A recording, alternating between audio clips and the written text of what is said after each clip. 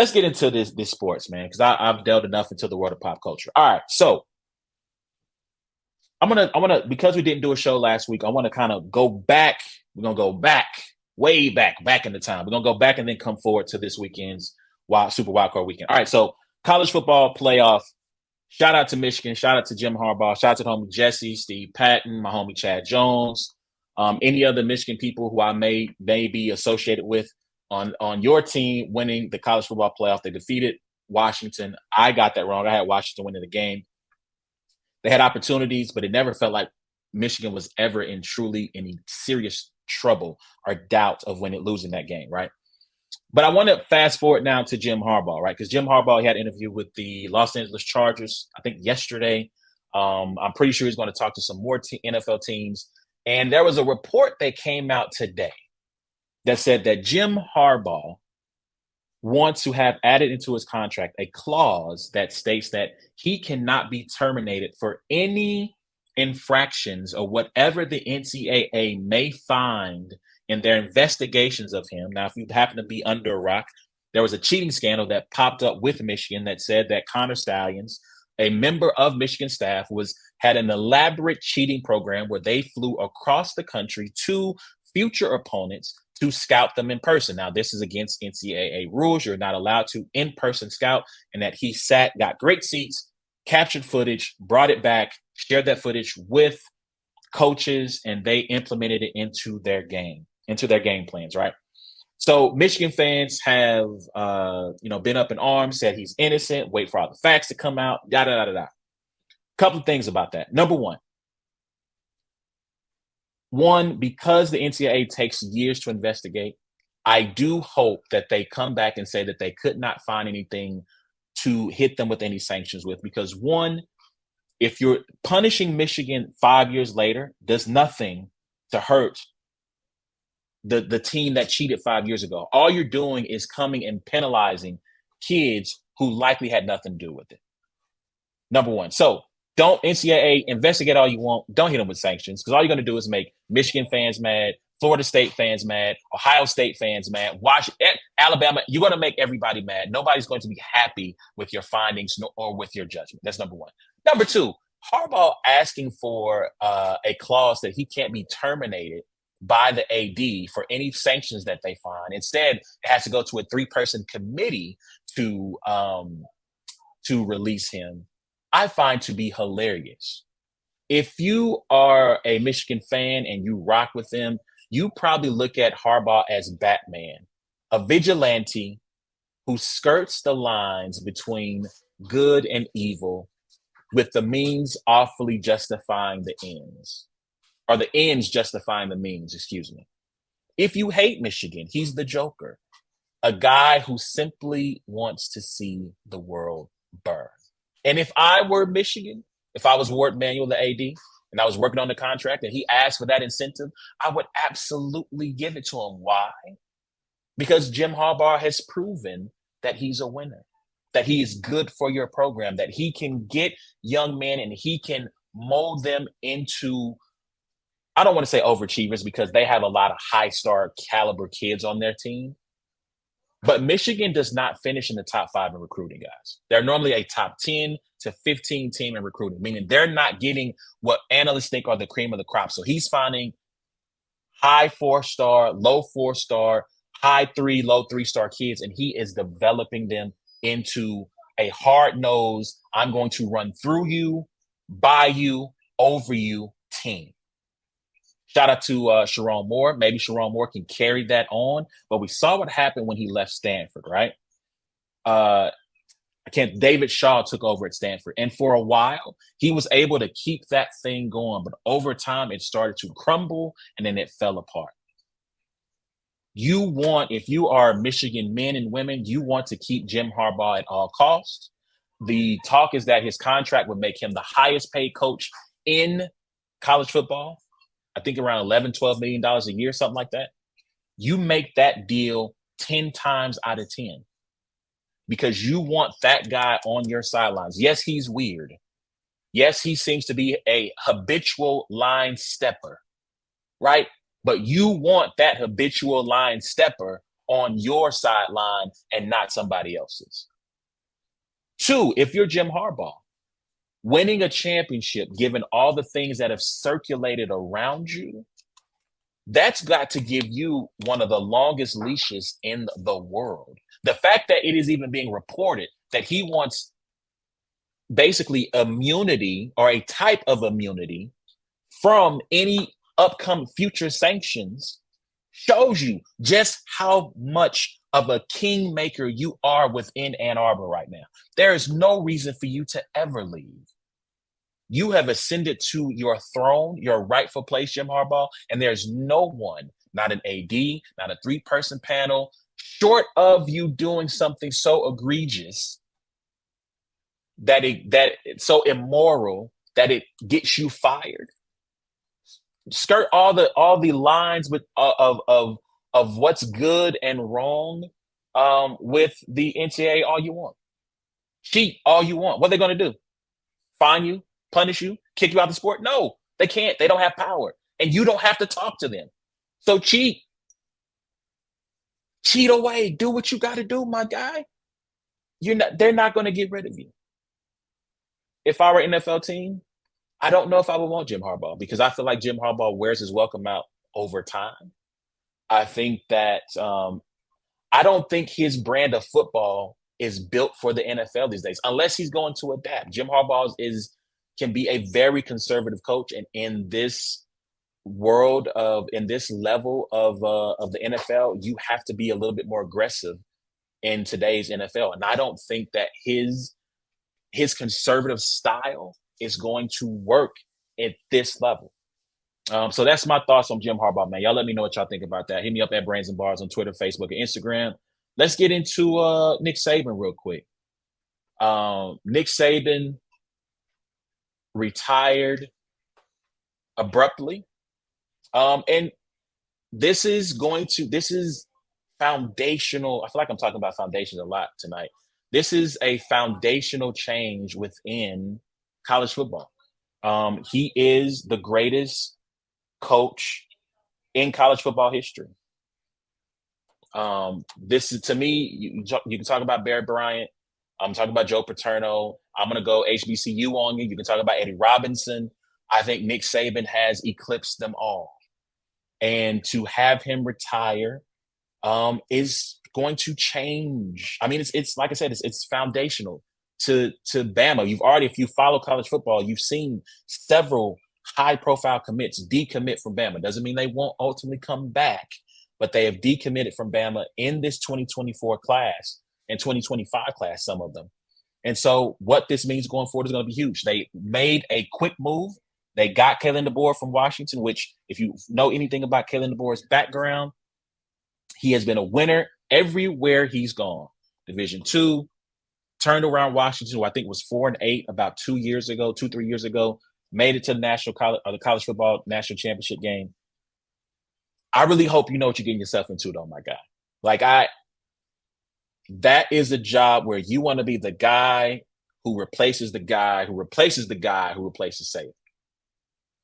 Right? Like, that fan base, let's just say next year, Kalen DeBoer in his first year at Bama, they go 12-2. They're the 12th seed in the 12-team playoff, right? Which means they would have to go on the road. They don't win the SEC. Georgia wins the SEC, and they have to go on the road. Shout out. What's up, Pops? That fan base is going to be livid because normal Bama expectations are sky high. Nick Saban took them from sky high to out of this world, right? I think they said he had more kids drafted in the first round of the NFL draft than losses.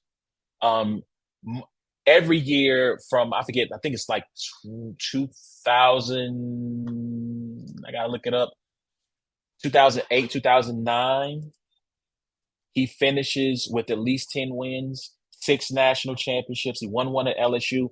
And here's the thing I find to be interesting about Saban is that at LSU, he was a good coach. Now, he won a national championship at LSU. But if you look at his coaching record, at LSU, he only won 10 games or more once. That was the national championship year. He went 8-5 one year. The other years he went 9-3. So it's not Saban going back to Bama was not this slam dunk of a hire. It was a great hire, but no one thought it would be this. Because again, at LSU, it wasn't this, right? It was good, but it wasn't this. And so he elevated expectations at Bama to out of this world. And to have to carry that torch, to have to be that great year in and year out. And for him to not burn out more quickly than he should have. Because when the expectation is national championship, SEC title, no losses, and you have to carry that burden every year on top of recruit the best kids in the country, develop the best kids in the country, compete in the most challenging conference in the country. That puts people in early graves and it drives them into early retirement. And so I want you all to take a really good picture of Kalen DeBoer in 2024.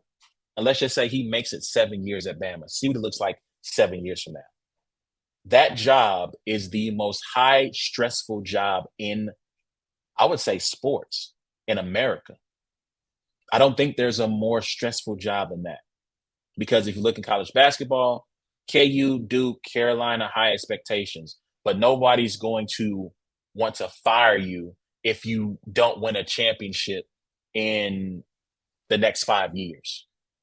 You go 3 years without a title at Bama, they will be calling for Kalen DeBoer's head. Shout out to Sydney. Sydney says LSU was his turnaround. If he would have stayed at LSU, LSU would have been Bama. Maybe. Hold on. I'm going to see if I can find this. I'm going to see if I can find his coaching record because I think the year after they won the national championship, he went 9-3 again. And that's what I'm saying. Like, I don't know. So, yeah, I'm looking at this. So he had 10-plus win seasons at LSU. He went 8-4 his first season, 10-3 the next, 8-5, then to 13-1, and then back to 9-3. And so that's what I'm saying. Like, maybe you're right. Maybe you're right. Maybe he does turn LSU into Bama, but it wasn't. So let me show you what happens at Bama, right? He shows up midway in 2007 because remember he quits on Miami on the Dolphins and returns to Bama. He goes 2-6, but then he goes 12-2, 14-0, 10-3 down season. But then after that, 12-1, 13-1, 11-2, 12-2, 14-1, 14-1, 13-1. Like he only loses at worst 2 games a year from 2011 until the time he retires. So once he got that thing rolling, he has a 1 down year after they win the title in 2009 where they go 10-3. But then after that, it is title game. He loses back-to-back Sugar Bowls. But then he doesn't lose another bowl game until this year in the Rose Bowl against Michigan. So from 2015 to 2022, 8 years, he doesn't lose a bowl game. Like, what are we talking about? I'm sorry. I got that wrong. He loses in the national championship game in 2016 and in 2021. So my apologies. I got that backwards. I got that wrong. So I can't say for sure that he's going to turn this thing around. It's going to be like, I mean, you're right. Les did win with his recruits. But I mean, like, what the turnaround that he had is amazing. And again, you could not pay me enough money. Even if you say, A1, I got $20 million a year. Go coach Bama. Not all money is good money, my friend. I can't do it. I'll be happy coaching at K-State or I'll take Auburn. I'll take A&M, schools that I think have unrealistic expectations as well, but not as high as Bama's. I'll take Texas, a school that should be better with a booster base that is not as rabid as Bama's, but as demanding. Give me Notre Dame. Give me Florida State. Like, give me any school but that one, basically, is what I'm saying. Because the expectations are going to kill you. Straight up. This is how it's going to be. But let me know what y'all think about that, man. If you were Kalen DeBoer, would you go to Bama? how do you characterize and summarize Nick Saban's career? I'll say this last thing. Even Saban going from Michigan State to LSU was not seen as a slam dunk of an hire. Now, granted, before he showed up at LSU, he went Michigan State. It was his first 9-win season. He goes 9-2. But other than that, before that year, he had only won max 7 games. So again, the genius was always there. The legendary coach was always there. He just had to get to the level where you could see it in action, because Michigan State was never going to be LSU nor Bama. So again, let us know what y'all think about Nick Saban and how you characterize his career, so on and so forth. All right, so let's jump into the NFL real quick. I got about maybe 25 more minutes. Let's jump into Wild Card Weekend. I'll try to go game by game on this. So actually, let's jump to big headlines here, and we'll fast forward into this weekend's games.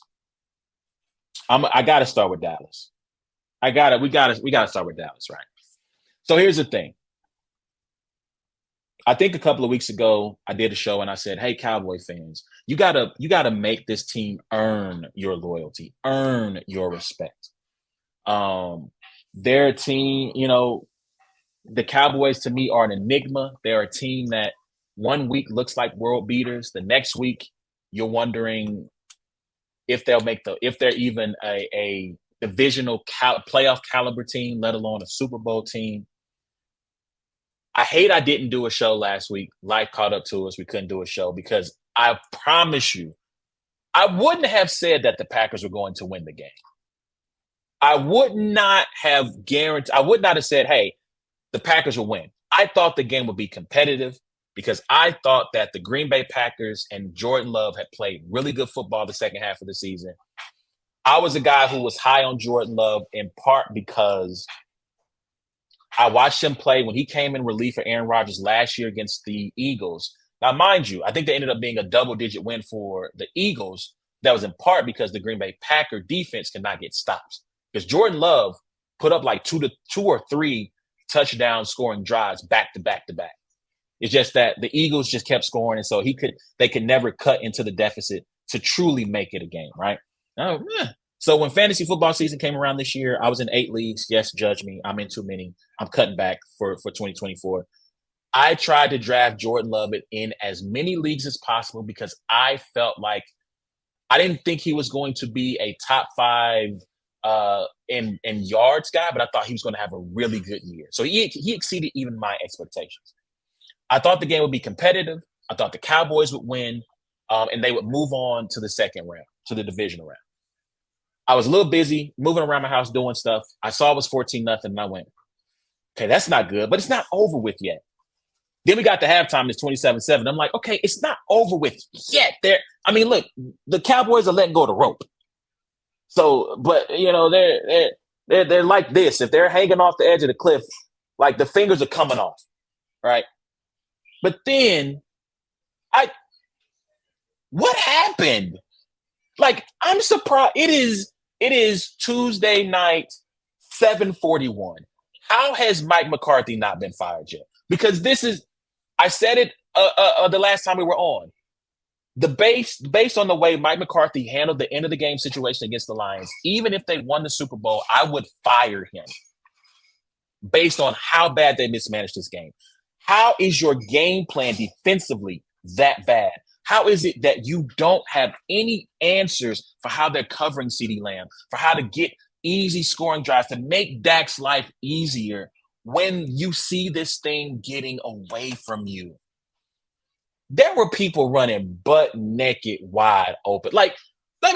People running wide open in ways that I feel like you only see in high school. Maybe once or twice a year in the NFL do you see people running that wide open. I saw that one. There's a route where Romeo Doubs is going to his left, and then he takes a hard right. And I can't think of the young man. Stephon Gilmore is still running left. And I'm like, bro, do you not see that way? He went that way. What are you doing? I think it was Luke Musgrave touchdown. I get it. It was a miscommunication. What happened? Why is he 25 yards the other direction when he is so wide open? When you can basically Jordan Love threw up an arm punt. He threw the ball up in the air. It had 3 seconds of hang time. He stopped, waited for it, caught it, gathered himself, then started running. That wide open. Shout out to my pops. This game was over from the start, and that hurts for me to say. Listen, you can make a case in any given year at the end of a season for at least half or more of the coaches in the NFL to be fired. You can make a case for it. They're talking about Mike Tomlin. We'll get to him in just a second. Belichick, Vrabel, Arthur Smith, who deserved to be fired last year. The guy from the Staley from the like, you can make a case for at least half the coaches. Some that got fired, the coach in Chicago, you can make a case for firing him, right? You just can.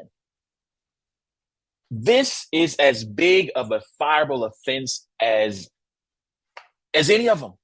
And if Jerry Jones struts down in front of a microphone and says, well, as disappointed as I was, I think that Mike should be our coach, and I think we're going to fix this thing. We're going to get this thing on the right track. Huh? If he comes down there and gives that statement at any point between now and the end of the playoffs, if you're a Cowboys fan, you should boycott. You should put your fandom on pause. I'm not saying you should cancel the subscription. Nowadays, when you try to cancel something, they go, oh, well, you know what? Don't walk away so hastily. You can just pause your subscription. I'm not saying you should cancel your fandom, but it should be on pause, because if September rolls around and Mike McCarthy is patrolling them sidelines, y'all don't need to be there. Because obviously Jerry is not as invested in winning as he says he is. I mean, yeah, I agree. So Sydney says the Cowboys weren't going to be in the Super Bowl. I didn't think it was going to be this. I shot 48 points, almost a 50 burger on you. And I want to say this to you Cowboy fans. I know you guys are a confident bunch. I know you guys are always, hope springs eternal for you guys. It's been 1995 since you last won the championship. And every season since then, you guys get online, you go to your friends and family's house, y'all get together for the barbecues, and y'all talk about how y'all going to the Super Bowl. Let me give y'all a little piece of advice. Don't do that no more. We not trying to hear that no more. Don't get up on Al Gore's internet talking about we them boys. Y'all not them boys. Y'all not them boys. Y'all not them men. Y'all not boys to men. Y'all not Nathan, Sean, nor Wanye. Don't get up on here telling me we them boys. Y'all not. Y'all got to earn that back. The way T.I. snatched that chain off Nunu and ATL, we need that back. Y'all can't be that no more. Not for now. Not the way y'all went out. Not the way y'all. No sirree. Ease up. Easy. Y'all get to an NFC title game, y'all can beat them boys again. No. Beating Philly ain't gonna do it. Beating the Niners ain't gonna do it. Beating whatever team, top teams across the league, ain't gonna do it. NFC title game, y'all them boys again. Anything less than that, y'all just Cowboys. Y'all just fans of Dallas. Like if I could control the world, the sports world, because I don't want to control the whole world. Although it'd be nice if I could. I got a couple of ideas. But if I could control the sports world, I would tell producers, we not talking about Dallas no more. We not tuning in. Like we can't do that, y'all. We can't. Anyway, because I'm doing the same thing I'm getting on ESPN and I'm doing. Let me turn my attention to the Packers and Jordan Love. This is a really good team. And this is such a weird season where I could totally see something crazy like Texans, Packers in the Super Bowl. I'm not saying that's going to happen. But you have a team that is hot. And the thing about Jordan Love is if you watch him throw the ball, he looks like an Aaron Rodgers clone. He's off his back foot. He's fading away. He's throwing from different arm slots. And their pinpoint, go back and watch the touchdown to Dontavian Wicks. Pass rusher in his lap, fading back, dot. Dot. Like, the kid is playing out of, and get all credit. I mean, credit to the coaching staff, credit to the team for executing. That was a butt whooping. I can't believe it. I cannot believe it. And all credit goes to those boys, because people, when the Packers had their slow start, people are looking at Jordan Love and the Packers like they were crazy. Y'all traded up to go get this kid. Y'all kicked the Hall of Famer out the door, who wanted to be gone anyway, in my opinion, out the door to make it happen. And this looks like this is a failure. And while I'm not sure that Jordan Love is a franchise quarterback, because that is something you have to earn over time, we spend too much time anointing people way too early.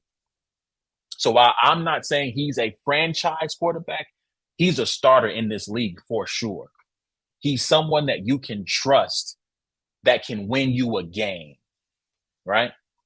And so that's my take on that game. And I cannot believe, to my uncles, to my my father, to the homie Los, all the Cowboy fans in my life, I'm truly sorry, because I just didn't think that was gonna happen to y'all. Y'all made history. No 7 seed has ever beaten a 2 seed since they've expanded the playoff. The Packers have won more playoff games in Arlington than the Cowboys had. That's from Sydney. Most of the 7 seed game versus 2 seed games have not even been competitive. I think that might have been the first one to be competitive. I'm shocked. And I don't know. But speaking of quarterbacks that you shouldn't put your trust in, and that you should put your trust in, let's talk about Houston and Cleveland real quick. Y'all let me know what y'all think about that Cowboy-Packers game, man. Houston beats, talk about beat them down. This weekend was full of kind of beat them downs in various different ways. Houston beats down Cleveland.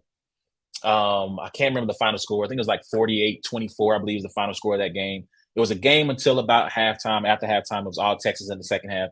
And I don't know if I've shared this before, right? So I've shared my theory on the backup quarterback theory. So I don't know if I said this part of the theory, though.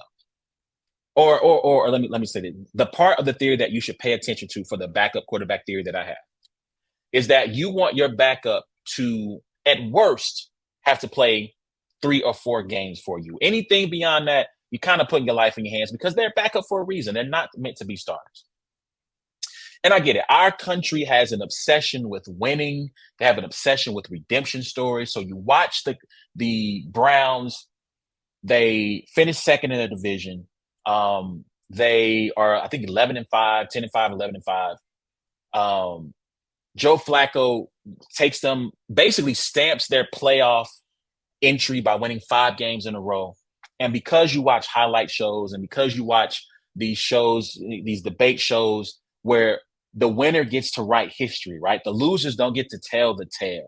They don't get, and honestly, we should probably pay attention to some more losers, because sometimes the losers can tell you more truth than winners do.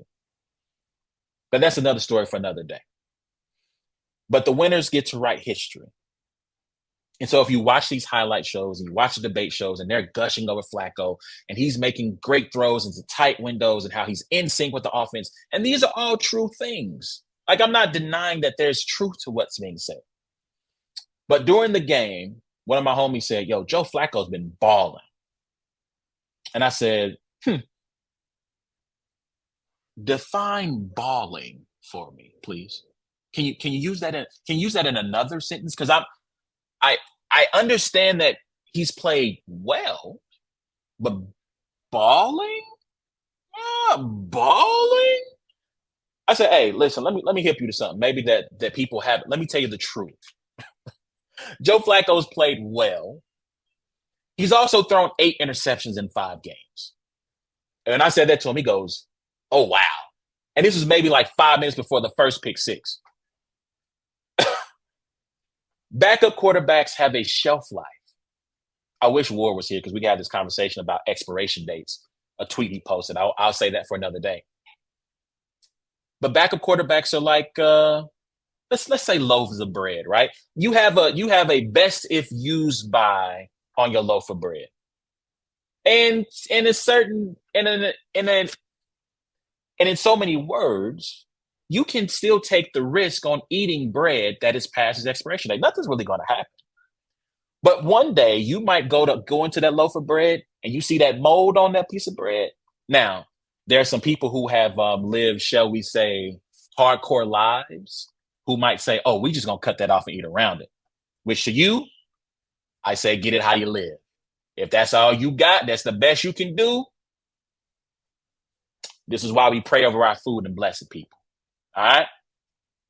But for most people who are not in those hard scrabble situations, when you see the mold on the bread, it's time to throw it away. And Joe Flacco pulled up to the playoff game with mold everywhere.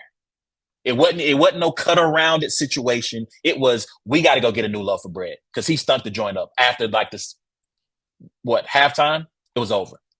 On the other end of the spectrum, we got CJ Stroud. And I got a homie, who shall remain nameless. When they played in week 18 against the Colts and win or go home, and he's like, well, he's still a rookie. We got to see how he's going to handle the pressure pack situation. And I said, bro, CJ Stroud played in a college football playoff semifinal against a bunch of future NFLers. And had Marvin Harrison Jr. not gotten hurt and had his coach not been super conservative, he likely would have won a national championship. I said the moment is not going to be too big for CJ Stroud. And again, here's where these little inconvenient truths pop up that people overlook when we discuss winning and losing. Joe Flacco had a great game against the Houston Texans, but CJ Stroud didn't play. He was hurt. He was in concussion protocol. CJ Stroud went out in his playoff debut, big stage, standalone game against the number one defense in the NFL. If you didn't know, the Browns defense had been balling. Now you want to talk about balling, their defense had been balling, and he carved them up. Now, granted, he was aided by 2 pick sixes, right? So that's 14 points, right? So, I mean, we're talking instead of 48 points, we're now talking 34 that he engineered for his team. Still enough to win the game by 10. But he balled. He had guys butt naked wide open based on play design. So shout out to Bobby Slowick, their offensive coordinator.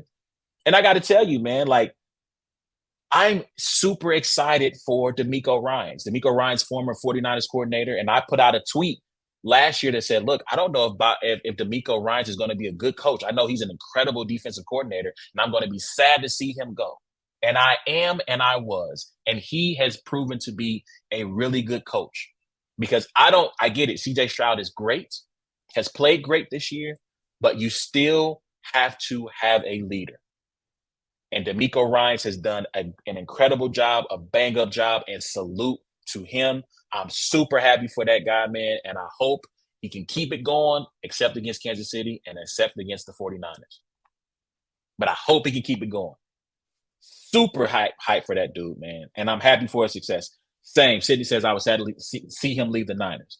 Sad, man. And shout out to Steve Wilkes. Steve Wilkes has done a bang-up job, and he deserves a coaching job, and hopefully he gets one and gets a second opportunity to redeem himself, since we love redemption stories so much. All right, so let's jump into this next game, man. Let's get into Kansas City. Let's get into the home team real quick, or at least home team for the city I live in. They played the Dolphins this weekend, beat them 26-7. And it was much talked about how cold it was in Arrowhead on Saturday night. I believe the wind chill got below 25 below. Let me tell y'all something, man. Like, we have not experienced this type of cold before. I've been here for 30 years. Been a lot of cold days in Kansas City. Lord, if you're listening, please take away this Minnesota cold, because that's what's been coming down to Kansas City. This is Minnesota cold. Dumb cold. Nose hairs freezing instantly when you step outside cold. And if you're from the South and you're from Miami and you come to this weather, I get it. I had a guy tell me, I don't want to hear about how the cold affected the game. Well, I'm sorry. You're going to have to close your ears then, because the cold affected the game. People who are used to living here can deal with that. I saw a video of Miami entering the team hotel and have Dolphin fans out here cheering them. Woo-hoo, come on, guys. Beat the Chiefs. I believe in you. Homie told him, go home. It's cold. I saw that. I said, oh, they done. They cooked. They cooked. He told homie outside cheering him to go home. It's cold out here. You know why he told him to go home? Because he wanted to go home. Because it didn't make no sense how cold it was. And when you see them guys running, Pacheco running into these defenders, and he's running through them and running over them, and they're not giving much resistance. The play of the game for me, Mahomes is running down the sideline, and you had two Dolphins. They lived. We have a game as kids we play called Kill the Quarterback. Duke Riley and Eli Apple had a chance to kill the quarterback. And what they do? Oh, well, excuse Mr. Mahomes. I'm sorry. Right this way. Yeah, that way, that direction. That's where the end zone is. Let him walk right on by. Walked right on by. And I said, oh, them boys ready to go home. Now, I do have to give the Dolphins defense credit. They held the Chiefs to, I believe, 5 field goals, I believe. I lost count. It's either 4 or 5. So Chiefs scored 2 touchdowns. It was 4 field goals. 4 field goals. 2 touchdowns for the Chiefs and 4 field goals. So they did a good job of stopping them in the red zone. So I give them credit for that. But that was to beat them down. Beat them down. And the cold had an effect on that, right? And so that leads me to talk about this weekend's divisional matchups. I'm going to start in the NFC. Lions and Buccaneers. I expect the Lions to let me shout out Detroit. Let's talk real quick about Rams Lions. I honestly believe in the second half, the Rams outplayed the Lions in every phase except for one. They could not get into the end zone when they got into the red zone. 0 for 3, Detroit's 3 for 3. That's your game, right? But I mean, Matt Stafford, to me, outplayed Jared Goff. To me, in the second half, they outplayed the Lions. The Lions just made a few more plays when it mattered to win. And I expect the Buccaneers, playing with house money, to make this competitive for a half, maybe even into the third quarter. But I think Dan Campbell and the Lions will win this game, and they will go to the NFC title game. That leads me to now prognosticate my favorite team, the 49ers, taking on the Packers. Let me tell you, as a pessimist, I am terrified.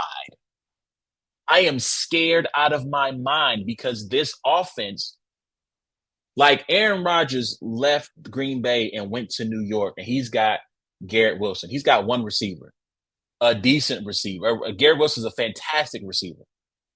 Alan, quick side tangent. Y'all can call Aaron Rodgers a lot of things. Crazy, conspiracy theorist, wacko, nut job, stupid, foolish. I'm not calling him those things. I'm saying y'all can call him a lot of things. You know what I call Aaron Rodgers? A solid homie. You know why I call him a solid homie? Because he got his people paid. He went and got Tim Boyle, probably the worst, if not the worst, one of the worst quarterbacks to ever play in an NFL game, a job. He got Nathaniel Hackett, who was one of the worst coaches we'll probably ever know, a job. He went and got Alan Lazard bread. Alan Lazard was racking up DNP CDs like the last half of the season. If you do not know what DNP CD stands for, it means did not participate or play coach's decision. He got him a job and got him some bread. Randall Cobb is at the end of his career. And if Aaron Rodgers didn't say, I need my homie with me up in New York, he probably would have been sitting at home this year. Him a job. So does Aaron need to maybe ease Ixnay on the Epstein A? Probably. Does he need to stop talking about COVID-19 and who's vaxxed and who's double vaxxed and not vaxxed and immunization and all this other stuff? Probably. But you know what? If you are Alan Lazard, Tim Boyle, Nathaniel Hackett, or Randall Cobb, that's the homie. And you can't say nothing bad about him around me. He's a job creator out here. He's stimulating the economy. Got them boys jobs. What you talk, man? Shout out, Aaron. Do your thing. You know what I'm saying? Anyway, back to the Packers. As I was saying, Aaron Rodgers left the Packers in part, I'm assuming, because he was ready to go, but also because he probably felt like y'all got rid of my boy. Y'all let my boy Devontae walk. Y'all got these wide receivers out here. I don't know who none of them are. Right? They don't want to. They just want to listen to NBA YoungBoy and Lil Durk, and I want to talk about who really crashed into 9/11. Like I can't have conversations with these guys. Like who really crashed the plane into the buildings? Did we really land on the moon? They don't want to hear none of that. I'm out of here. And little did he know, the Packers were building a coalition of wide receivers that's going to terrorize this league over the next couple of years. Dontavian Wicks, Jay Reed. If Christian Watson's hamstrings could ever hold themselves together, he's going to be a problem. Bo Melton is decent. I'm trying to think I'm missing. There's a wide receiver I'm missing, but really good wide receiver core, and they're all first and second year guys. The Niners have a weakness on the back half of their defense in that Travarius Ward, shout out to AP Ward, All-Pro Ward, second team, I believe. Really good, great cornerback. Them other guys, they could be marks. So this game could be a lot more competitive than I want it to be because Jordan Love is really good and that wide receiver core is really good and their defense is up to the task. However, I believe that the Niners will win. And that is not something you really hear me say a lot publicly. They should win. Coming off a short week, got a lot of guys healthy, although it was concerning to me to see that Dre Greenlaw missed practice with the groin, which I believe he suffered that injury, I think, in the Washington game. But if the front four can do their duty and do their job and they can get pressure without having to send lots of blitzes, which has been an issue at times for the Niners of having to send extra blitzers because the front four is not getting home. And the Packers have a decent offensive line. But I believe that the defense is going to do just enough plays and that Brock Purdy is going to do enough to win the game. And let me say this last thing about Brock Purdy before we move on to the AFC. If by chance the Packers do beat the 49ers, Cam Newton is going to pull up on his podcast. He's going to do nothing but sit there with a cigar, smoke, and laugh. Because he said Dak, Tua, and Brock Purdy were not game managers, or were game managers and not game changers. And two of those guys have lost. Now, I don't think there was anything Dak could have done to help the Cowboys win that game. I think they still would have lost in part because it would have required a generational performance for him because the defense was that bad on Sunday. So I don't think there was anything he could have done. I do think Tua played really poorly. And I need Brock to, at least for 1 week, keep Cam from taking a huge victory lap. That's all I'm asking. But I got the Niners winning that game. All right, real quick, jumping to the AFC side. Listen, man. Oof. Lamar Jackson's got something to prove. He's going to be a 2-time MVP. There's a discussion another time that I have about analytics and how they're ruining sports and how they're ruining sports discussion.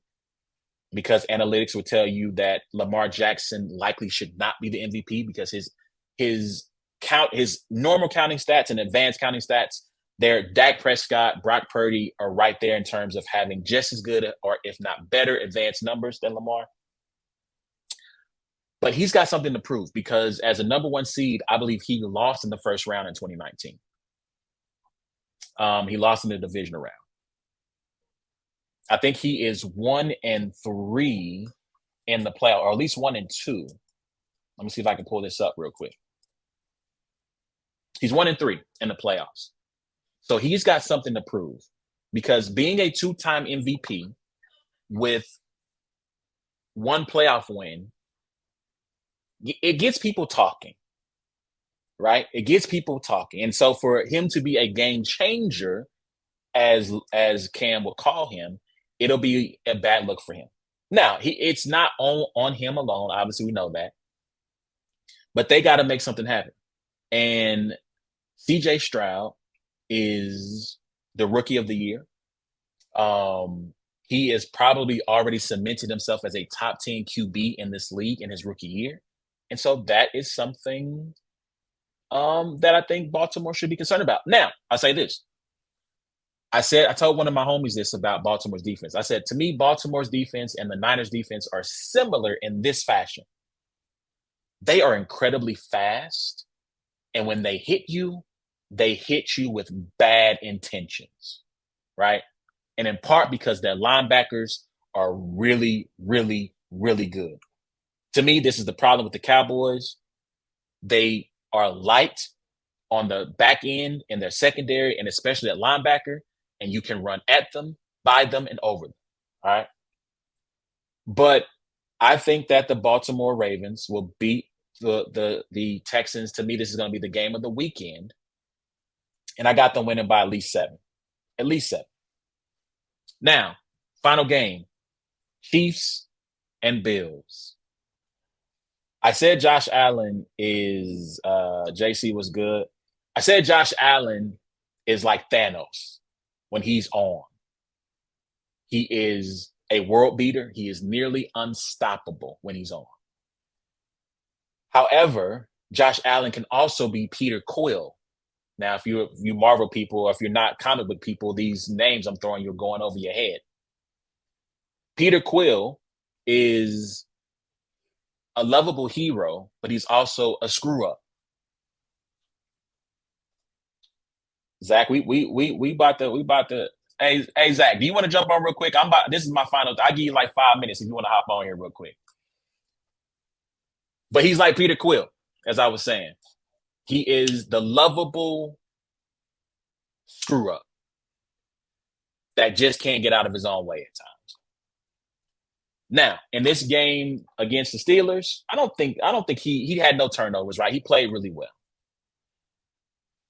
And now Patrick Mahomes and the Chiefs have to have their first road game in the Mahomes era. Before the season, I told my homies, I said, listen, this is the year that Arrowhead Invitational stuff ends. I said, I was wrong about this because I'm not above admitting when I'm wrong. I said they would not win the division. They did win the division. I said they would win the wild card game, but they would lose in the playoffs, in the divisional round. And now here we are with the Chiefs going to Buffalo to play. They met in the regular season. I believe Buffalo jumped out to a 14-0 lead. From that point on, the Chiefs outscored them 17-6. Those final 3 points being the field goal that won the game. We know what happened with the lining up offside and all that good stuff. So here's the thing. I also said that if the Buffalo Bills made the playoffs, that they were going to the Super Bowl, in part because they have Thanos on their side. So now that puts me in a quandary. Do I ride with my prognostication in the middle of the season that the Buffalo Bills made the playoffs, they were going to the Super Bowl? Or do I go with the Chiefs, who I said would lose in the division round? If there's anything you know about me, I don't back down. I stick to my guns. Bills will finally slay the monster in the Kansas City Chiefs that has stopped them from advancing. I actually went and watched on my lunch break the end of that incredible divisional football playoff game, probably the greatest football game I've ever seen in my life, of the Chiefs and the Bills, where Patrick Mahomes gets into field goal range in 13 seconds, kicks the field goal to send it to overtime, and then wins on the opening possession of an overtime to go to the AFC Championship game for the 4th year in a row. The streak ends here, guys. All things must come to an end. Although we come to the end of... It's coming to an end, guys. You can start the end of something always means the beginning of something new. And the Chiefs can start a new record of going to AFC title games year after year after year. But this is where the story ends. I think the Bills, even though I'll say this, they're beat up on defense. I don't know if Rashee Rice is a number one receiver, but I'll say this. I think he has the potential to be a really good 1B number two. I get it, Zach. The Chiefs have a top 5 defense. I just don't trust the offense, which is not something I ever thought I would say in the Mahomes era. They seem to get in their way just enough to make things a little harder than it has to be. And so I got the Bills and another nail biter winning 24-21. This is the only game I'm giving you a score prediction to. 24-21, Bills win because Thanos is going to win. I'm going to call him Superman. I don't know what other analogy. I should have picked some Marvel analogy that fits. But last thing I'll say, and I'm about to get out of here because Zach is going to. If I continue talking, Zach is going to continue to throw out reasons why the Chiefs should win until I'm blue in the face. He says Josh Allen is a turnover waiting to happen. The thing is, though, I felt like the Chiefs' offense was a little bit more locked in than I've seen them since like the midpoint of the season. Whenever they played the Chargers, Josh Allen seems to also lock in the postseason in ways that he does not in the regular season. I think he played really well against the Steelers. And so, again, we'll see what happens. But I got the Bills. I'm going to ride with it. I said they're going to the Super Bowl if they made the playoffs. I'm not going to back off of that. Should the Chiefs win? If I had to put it on a scale of like percentage, I give the Chiefs a 47% chance. So, I mean, it's a debatable. It's a toss-up. They got Mahomes, so they'll always be in contention. But that's my time, man. Last comment, Zach. I'll let you get the last word. Sneeze will take Diggs home in glory. We'll see. That's my time, man. That's been our show.